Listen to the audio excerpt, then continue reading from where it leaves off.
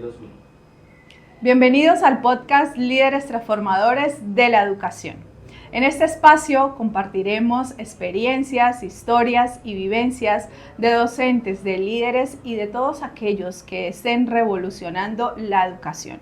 El objetivo es inspirar, dar herramientas y estrategias para que continuemos con este cambio de crecimiento en la educación. Acompáñanos a este viaje.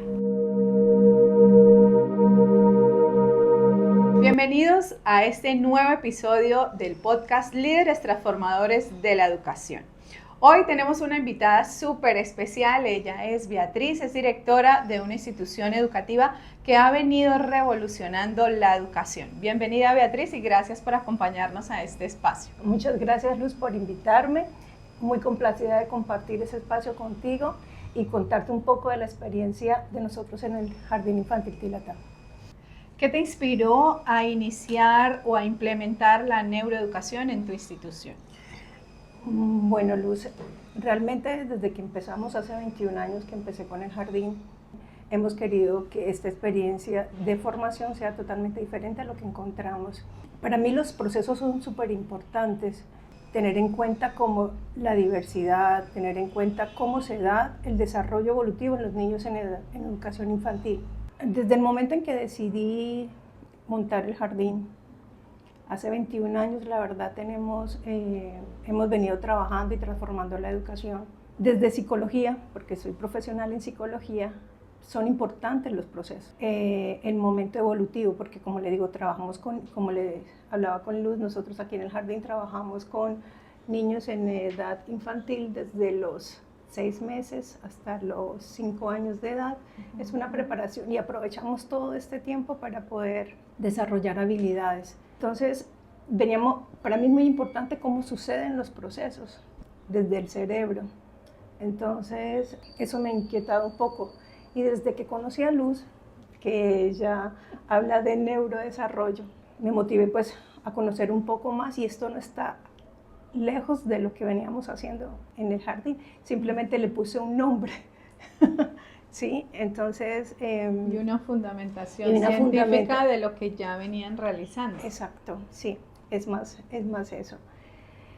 Entonces, empecé como a formar a mis docentes para que conocieran un poco la terminología, porque es importante también conocer a fondo cómo suceden los procesos desde el cerebro, cómo impacta positivamente la formación y las experiencias que se lleven dentro del aula, porque para mí las clases, más allá de que sean clases, son experiencias de aprendizaje. Entonces eso es lo que debemos llevar, y eso es lo que yo invito a las docentes a que hagamos diariamente, con el seguimiento, con la formación continua. ¿En qué momento fue necesario implementar este tipo de educación en el jardín? Cuando llegó por primera vez un niño con un diagnóstico de autismo. Y pues la verdad yo no me sentía preparada para recibirlo. La mamá me explicaba, me decía que ya estaba cansada de ir de colegio en colegio y que la rechazaran, pues, porque no tenían el personal idóneo para trabajar.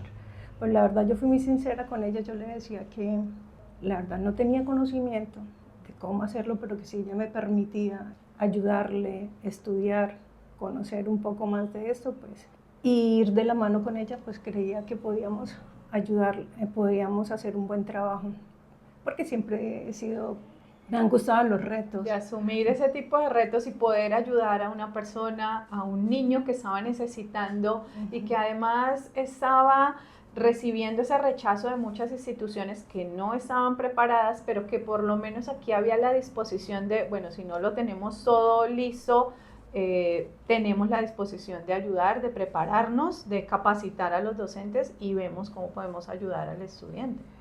Y así fue como me di a la tarea como de estudiar un poco sobre autismo que no conocía. Además, el muchacho tenía implante coclear, que era completamente también diferente para nosotros. La señora, muy juiciosa, me dijo, no, pues vamos a una entrevista con la fonoaudióloga para que te explique un poco cómo es el proceso.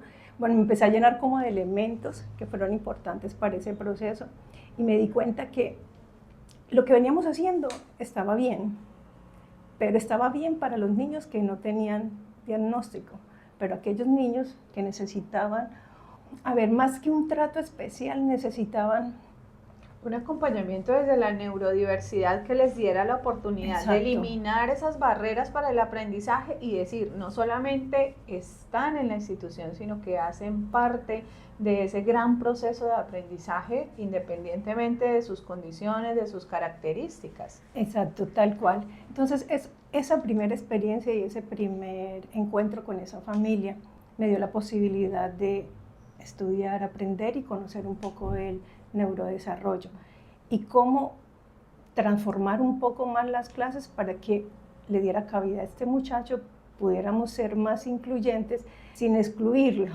porque muchas veces la idea no era generar actividades diferentes para él, sino pensarnos cómo las actividades que hacemos dentro del salón, él podía ser parte de ese proceso. Entonces eso nos llevó como a hacer esos ajustes, a nuestras clases también, a incluir más y es desde ahí cuando empezamos a hablar de experiencias de aprendizaje. Porque experiencias de aprendizaje, que esa es la clave para que los procesos no sean desde lo tradicional, sino que realmente estemos llevando esa innovación educativa. Cuéntanos, Beatriz, ¿cuáles son esos beneficios puntualmente que has visto en este camino de la implementación de la neuroeducación como líder? ¿Qué beneficios has visto en tu institución? Bueno, dentro de las cosas que hemos observado es que estos muchachos, tanto a las familias como a los niños, como a los docentes, a los niños porque les ha permitido hacer parte de un proceso donde se divierten aprendiendo, que la verdad es fundamental dentro del proceso, porque niños en esta edad el juego es básico. Venir a una institución educativa, llenarlos de un montón de conceptos, un montón de información. Y memorizarla ya sin ningún sentido. Ajá, creo que sí, esa es la palabra, sin ningún sentido. Entonces, poder darles la oportunidad que ellos creen nuevos conceptos a partir de las experiencias y los presaberes que ellos tienen. Eso es fundamental dentro del proceso. Tener en cuenta los presaberes del niño, porque a partir de ahí uno construye nuevos conceptos. Entonces, cada experiencia le permite a ellos aprender, crear nuevos conceptos, sorprenderse de todo lo que hay a su alrededor. Y ese aprendizaje es el que perdura para siempre. Ese es el que va a quedar para ellos porque es lo que ha sido significativo, lo han tomado en esa construcción de lo que tienen como presaberes, más esa experiencia de aprendizaje, termina siendo algo muy importante para ellos y que va a perdurar en el tiempo. Bueno, ¿qué beneficios? Ya vimos de los estudiantes que se lo disfrutan, que es súper divertido, que lo aprenden y no está eso tedioso de es que tienes que aprender esta información, sino que va fluyendo el proceso en medio de esas experiencias de juego, dinámicas, mucho más divertidas. ¿Cuáles han sido los beneficios para los padres y para los docentes? Los docentes cuando llegan acá vienen con una formación, conociendo pues como lo básico, ¿no? Y las experiencias que han traído de otros colegios o jardines, me doy cuenta que pues utilizan todavía mucho de la metodología tradicional. Al principio es como un choque, pero esto les ha permitido crecer, darse cuenta que desde este otro ladito se puede aprender, se pueden hacer cosas más divertidas y más significativas que ayuden dentro del proceso de formación. Al principio es difícil para ellas, pero cuando ya comprenden el proceso, porque a ver, esto también funciona cuando el líder acompaña el proceso, no es solamente esa es la clave. Sí, acompañar el proceso, porque no solamente es decirle, ven, esto es lo que tienes que hacer y darles como las directrices y ya. Soltarlos ahí que no saben ni luego cómo tienen que implementar todo eso, sino es la clave el acompañamiento del líder a que esos procesos se den. Eso es fundamental dentro del proceso, acompañarlos. Nosotros tenemos reuniones cada 8 días donde contamos las experiencias, cosas han sido difíciles dentro del aula, con qué se encuentran, sobre todo retos. Hay niños que son, yo les llamo retos fantástico. Yo les digo a ellas que son unos dulces retos, porque la verdad nos ponen a estudiar, nos ponen a pensar, a reflexionar, a ver cómo vamos a asumir esos nuevos retos. Exacto, así es. Entonces, siento que es fundamental poderlas acompañar, formarlas, contarles un poco también de cómo ha sido la experiencia y lo que encontramos diariamente en el aula de clase. Y con los papás, la verdad, la satisfacción de que ellos dicen, bueno, es diferente, ¿cómo lo hacen ustedes? ¿Cómo pueden lograr que este tipo de cosas pasen? Niños que han venido de otras instituciones y llegan aquí y conocen realmente cómo es el proceso y se generan cambios. En el otro colegio quizás decían, no, es que no hacían sino llenarnos de quejas. Es que no hace caso, es que no atienden. Claro, es que cuando estamos muy dedicados a los resultados, a que el niño aprenda específicamente ciertas cosas, pues obviamente a veces no se da en el tiempo en que uno quiera. Los aprendizajes se dan de forma diferente en cada muchacho. Ya diferentes ritmos. Y si no van al mismo ritmo, pues ahí es donde se empiezan a poner esas etiquetas que terminan haciendo tanto daño. Y bueno, y yo como digo que esto está bien o que esto está mal, si los procesos se dan de forma diferente, todos tienen habilidades diferentes, aprenden de forma diferente también. Entonces hay que evaluar el proceso desde que inicia hasta el final. Nosotros pues obviamente tenemos que estar reglamentados por la ley. Debemos dar informes a los papás durante el año, cada tantos meses. Son 4 periodos los que trabajamos acá. Lo que intentamos hacer es darles una información de cómo ha sido el proceso y cómo va, pero nunca señalando es que está mal o no sabe esto, entonces no está dentro del ideal o los logros establecidos para cada grado, sino es mostrarles a ellos cómo vamos, qué cosas encontramos, cómo podemos apoyarles y mostrándoles otras formas de cómo apoyarles desde casa también. Desde casa también, porque ahí es clave que los padres de familia estén acompañando el proceso de los estudiantes de lo que ha venido haciendo pues la institución. Bueno, y el beneficio así general para la institución, el estar implementando la neuroeducación, ¿qué ha hecho que sea transformador?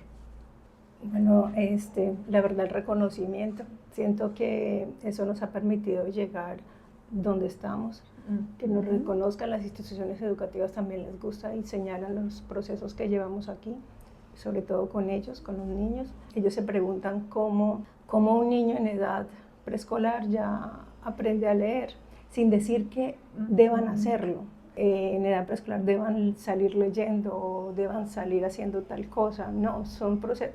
Nosotros, ¿qué hacemos? Los exponemos a ese tipo de actividades con estrategias que al interior de cada aula vamos trabajando y ellos van mostrando interés y simplemente van adquiriendo y desarrollando esas habilidades, y cuando vemos ya se han apropiado de varias de esas habilidades y ya leen y hacen cosas que son necesarias dentro de la siguiente etapa, que es su primaria, pero ya han venido desarrollando habilidades que son propias o son necesarias dentro del proceso para cuando ya empiecen la siguiente etapa, que es su primaria o a futuro, su bachillerato.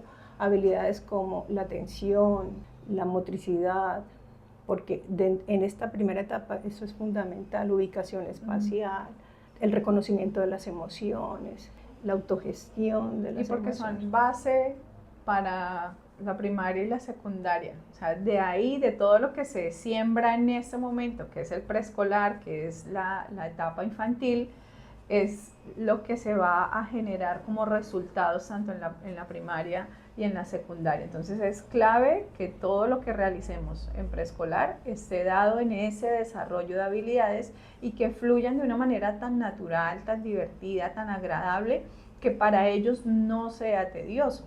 Porque hay muchas experiencias de niños que dicen, es que no me gusta leer, es que no me gusta escribir, y llegan a una primaria o secundaria y odian todo ese tipo de actividades. Entonces se regresa uno en el tiempo a mirar y se da uno cuenta que ese proceso de la enseñanza o del aprendizaje, la lectura y la escritura ha sido enmarcada en emociones que no son de bienestar y les genera mucho temor, mucha angustia, mucho miedo y al final un rechazo a ese tipo de actividades. Entonces, cuando una institución como la tuya implementa la neuroeducación en procesos tan importantes como la lectura y la escritura, que nos lleva a que el chico se lo disfrute, a que realmente esté conectado con el proceso de aprenderlo porque le gusta, porque ha sido divertido, ha sido agradable y tiene el acompañamiento no solamente de la institución, sino de los padres de familia, es una base fundamental para que en la primaria esos procesos sigan fluyendo de manera natural y de manera agradable, que le va a permitir seguir aprendiendo muchísimas cosas más. Y sí, Luz, mira, es importante que desde el preescolar uno entrene ese tipo de habilidades, porque es más eso, un entrenamiento, y desde el momento en que se expone y se crea una experiencia, es allí donde se empiezan a generar cambios. Los niños, hay que tener elementos que son básicos y tenerlos como claros. Los niños son exploradores,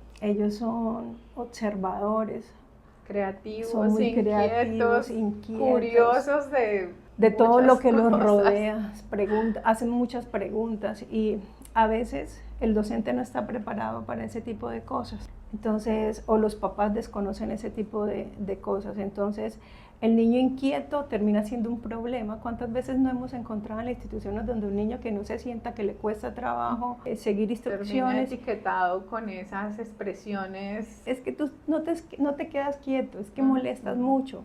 Entonces, y desconocemos cosas importantes como quizás tenga problemas de atención, quizás haya algo más de base que haga que ese tipo de cosas sucedan. A veces olvidamos que hay una experiencia, que hay una vivencia, que ellos vienen desde casa y hay situaciones que hacen que ese tipo de cosas sucedan y se manifiesten aquí en la institución. Entonces ahí es cuando digo que es importante que hagamos una observación general de ellos y conozcamos a nuestros muchachos. Eso es súper importante, que el profesor aprenda a tener un ojo más sensible frente a eso y escucha sobre todo eso, porque ellos a veces no lo hablan, pero lo manifiestan con el comportamiento, con el dibujo, con lo que dicen. A veces son apáticos a ciertas cosas. Entonces, todos esos elementos son importantes observarlos para poder conocer realmente qué quieren. Indirectamente nos están enviando un mensaje como docentes, como líderes, como directivos de instituciones. Bueno, algo está pasando ahí, hay que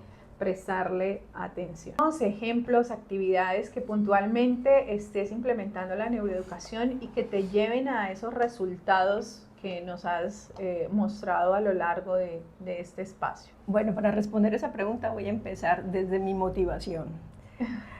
Yo tengo dos hijos, uno de 24 y otro de 21 años. Cuando empecé a trabajar, yo soy contadora pública también. Cuando empecé a trabajar, yo no tenía dónde dejar a estos muchachos. Y yo, ay Dios mío, ahora dónde. Entonces me di la tarea de buscar aquí en Barranca dónde podría dejarlos. Y no había. Y yo empecé a hacer como un sondeo con mis amigas y muchas estaban en mi situación porque no saben dónde habían dejado. Y pues veníamos haciendo con nuestros muchachos, con el mayor. Empezamos a trabajar Glenn Doman. Entonces empezamos a leer un poco de cómo enseñar a su bebé a leer. Entonces aprendimos un poco y él era nuestro... conejillo de indias aprendiendo el yo método Glenn Doman ahí. Y yo creo que todos los docentes hacemos. Y cuando aprendemos algo más, pues las que tenemos hijos, eso es lo que hacemos. Entonces empezamos a ver, cuando este muchacho empezó a crecer, empezamos a ver resultados súper fabulosos en el proceso. Entonces yo también quería, pues adicional a eso, pues yo soy docente, tengo formación en pedagogía. Luego me motivé a estudiar psicología, pues siempre fue el gusto y me incliné mucho hacia la parte de educación. Tengo una maestría en educación que quise ahondar y la dirigí siempre a lo que son procesos. Entonces, nuestro fuerte aquí, sin decir que abandonamos los demás procesos, porque también son súper importantes, pero la experiencia y mi motivación hizo que fuéramos perfeccionando el proceso de lectura. Entonces, empezamos desde pequeñitos. Me asesoré con fonoaudiólogos, con cómo se daba. Entonces, ellos me recomendaban mucho lo que son las praxias, los sonidos, todos los objetos tienen sonidos, ejercicios para trabajar todo lo que son los músculos orofaciales. Entonces los niños empiezan a tirar besos o hacer sonidos con la lengua, o trabajar mucho ejercicios que trabajan la memoria auditiva, la memoria les visual. Va dando esa conciencia fonológica para dar esos inicios a la lectura y la escritura. Vea, qué interesante. Así tal cual. Entonces empezamos desde los más chiquitos, empezamos a hacerlo así a trabajar, y empezamos a trabajar mucho lo que es la conciencia fonológica, porque las letras todas tienen sonidos, solo hay algunas cuantas que no, acompañadas con otras sí tienen sonidos, o unas que son, pero el vocabulario que van trabajando diariamente, o sea, que cuando empiezan a decir palabras como agua, tete, entonces empezamos a trabajarlo desde ahí, a exagerar los sonidos para que ellos vayan haciendo conciencia fonológica, y en algún momento eso empieza a desarrollar conexiones y empieza a generar aprendizajes. Entonces cuando ellos van avanzando, ya tienen conciencia, ya recuerdan, empiezan a hacer lecturas de palabras muy sencillas. Y otra cosa que es súper importante, que eso también es lectura, es imágenes. Pero me gusta porque lleva un hilo muy natural, o sea, una forma de aprendizaje muy natural. De hecho, la fundamentación también está en la lengua materna, cómo aprendemos nosotros a hablar. Eso es importante tenerlo en cuenta también. Entonces, desde esa forma, desde esa esencia misma, aprovechamos todos estos elementos para empezar a desarrollar habilidades para la lectoescritura. Y que no se convierta en un proceso tedioso de memorizar la M con la A, sino cómo a partir de muchos elementos que ya están a su alrededor, se van dando desde la conciencia fonológica y desde la interpretación de lo que hay en su contexto. Es que Luz, mira, yo creo que todos aprendimos a leer de esa forma, la M con la A, la unimos, entonces dice mamá, y la verdad fue un método arbitrario en muchos aspectos. Y fue muy como a la memoria, o sea, y finalmente estábamos olvidando algo muy importante, que es el significado. Nosotros leíamos muy descifrar esos códigos que son las letras, pero no estaba en esa capacidad de comprender que descifrar esos códigos me iba a traer un mensaje. Exacto, porque mientras usted pensaba la M con la A suena mal y tiene que estar pensando en cómo suena lo otro, une la palabra lee, pero no sabe qué significa. Exacto. Entonces, sí, estábamos leyendo, pero no estábamos teniendo una comprensión de qué nos quería decir ese mensaje que estábamos descifrando. Tal cual. Entonces, cuando empezamos a crecer, porque de los análisis que hacía tenemos problemas de comprensión, problemas para comprender algunas indicaciones sencillas, nos hacemos lectura y nos preguntan, bueno, ¿y qué entendió? O recitamos lo que leímos, pero no hacemos un diálogo con el autor. No somos incapaces a veces de hacer decir con nuestras propias palabras lo que comprendimos. Una interpretación de lo que estamos leyendo. Entonces, para mí es súper importante, y cuando empecé a conocer un poco del pensamiento crítico, la filosofía, nosotros acá en el jardín tenemos una área que trabajamos filosofía para niños. Cuando los papás empezaron, bueno, y filosofía, y yo le digo, no, es que no vamos a hablar de Sócrates porque finalmente, filosofía para niños, porque finalmente, ¿cuál es el propósito? Que ellos, a partir de todo lo que los rodean, puedan crear sus propias ideas, que aprendan conceptos, que aprendan significados. Entonces, lo que le ayudamos, el propósito de eso es desarrollar habilidades del pensamiento crítico, que son el análisis, la argumentación, la comprensión, poder atreverse a manifestar sus propias ideas de lo que viven diariamente. Y es súper importante, y desde ahí se sacan cosas súper chéveres dentro del proceso. Muy interesantes, porque ya no es solamente cómo asimilo la cantidad de información que hoy en día está incluso a un clic de nuestras manos, sino qué hago con esa información, cómo la puedo analizar, cómo incluso puedo tener ese filtro crítico en niños todavía de preescolar. ¿Cómo no nos convertimos en esos consumidores de 100% de la información que encontramos en Internet, sino cómo vamos teniendo herramientas para poder analizar y ver qué tanto de esa información nos puede servir? Y en instituciones en las que se desarrolla ese pensamiento crítico, los chicos son mucho más autónomos en cómo seleccionar también ese tipo de información, y lo vemos desde edades muy tempranas. De las experiencias que hemos hecho, voy a contarte una dentro del aula. A veces estamos trabajando algún tema en particular y les damos les pedimos qué significa para ellos cierta palabra. Sí. Y lo que uno descubre en esa experiencia es súper maravilloso, y ellos sí tienen claro qué es. Por lo menos palabras, el amor, para ellos es el amor que mi mamá y mi papá se den un besito, es la forma como ellos los ven y lo están percibiendo. Que mi mamá todos los días me da en la lonchera, bueno, lo que a ellos les gusta, de esa forma perciben el amor. Entonces, y es válido, quien dijo que no, que no, esa es la forma como ellos... y mire que de una palabra tan abstracta para la edad de ellos, no es lo mismo a decir libro, que saben que pues es algo más concreto, a una palabra tan abstracta como es el amor, y que ellos de ahí puedan sacar significados, porque vienen en un proceso que ha sido pues acompañado por la institución de ese pensamiento analítico, de ese pensamiento crítico. Exacto, así es.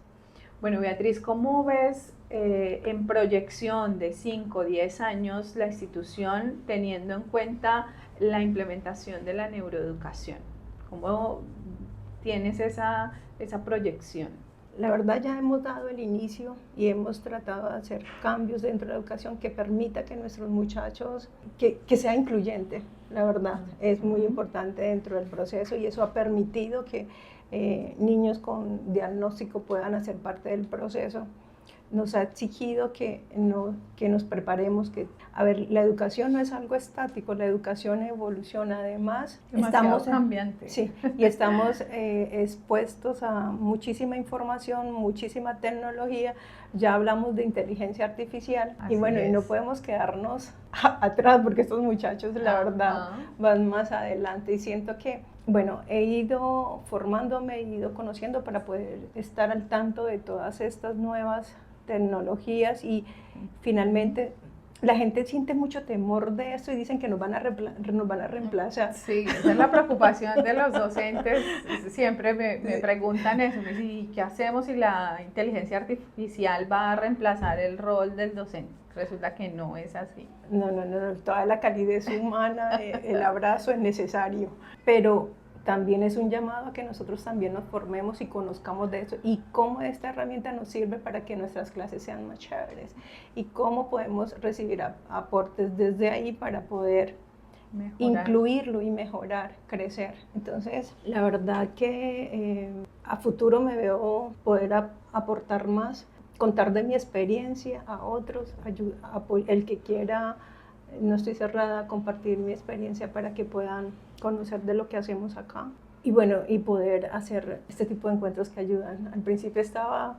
Sí, porque además estás inspirando a otros a que digan, bueno, sí es posible implementar la neuroeducación, sí es viable, y pues tiene unos resultados maravillosos, no solamente para los chicos, sino para los padres de familia, para los docentes y para la misma institución, que todo esto se va a reflejar en ¿qué?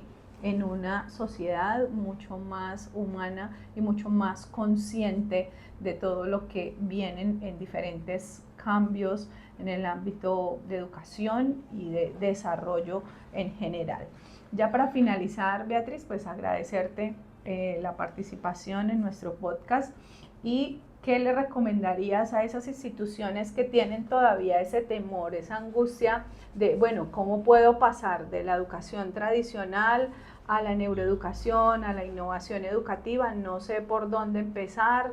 ¿Qué les recomendarías? Bueno, pienso que al principio, como todo cambio, pues trae como temores, pero tenemos mitos alrededor de esto, que es más trabajo para el docente, que son más cosas, porque pues cuando empezamos a trabajar también con inclusión educativa hay otros, pues la ley nos exige varios otros elementos que son importantes, pero a ver, a veces nos los explican de una forma tan compleja que lo que hace es generar esa apatía. Ey, no, busquemos la forma más sencilla de cómo, porque realmente es muy sencillo hacer este tipo de ajustes. Es más fácil. Es más fácil, sí, es más fácil, porque cuando tú tienes en el aula niños con algún tipo de diagnóstico, barreras o alguna condición, este tipo de estrategia hace que ellos puedan hacer parte, no es que tengan que preparar material para cada, ustedes se imaginan, ¿no? Qué locura, no, es como desde una estrategia podemos hacer que todos ellos hagan parte del proceso, que sí, que todos se beneficien. Y que todos se beneficien, porque todos se ven beneficiados, la verdad, para poder generar ese tipo de estrategias. De las cosas que me he dado cuenta es que aquí las instituciones a veces nos vemos como el rival. No entiendo por qué. Como los rivales no, yo siento que somos llamados a trabajar unidos y poder que esto sea un gana-gana, porque no unirnos entre varios y contratar a un profesional que pueda apoyar a nuestras docentes, a formarlas, y pues es más fácil para todos, porque también entiendo que el presupuesto y la parte económica afecta un poco ese tipo de cosas. Pero es un tema que lo hemos conversado con algunas instituciones, ya que mencionas el tema del presupuesto, y es porque a las instituciones, por ejemplo, les da X preocupación de invertir, por ejemplo, en acompañamiento, en mentoría, en asesoría, pero luego cuando se dan cuenta que el no avanzar en estrategias innovadoras les hace que cada vez estén retrocediendo y que muchas veces llegan a un punto en donde la falta de estudiantes, porque esas metodologías que están implementando hace que los chicos quieran buscar otros espacios, que quieran buscar otras instituciones, y ya luego se dan cuenta de que, bueno, están fallando económicamente, pero porque hace parte de los resultados de lo que académicamente no están haciendo muy bien. Entonces, si ven que el impacto es económico, pues la solución está en la mejora, en la actualización y sobre todo en la innovación educativa. Bueno, Beatriz, darte las gracias por la participación, por contarnos tu experiencia, esas historias, esos ejemplos, esas vivencias que tienes en tu institución y cómo has sido una líder que ha venido avanzando y que ha sido parte de esa revolución educativa. Muchísimas gracias. Gracias a ti, Luz, por la invitación.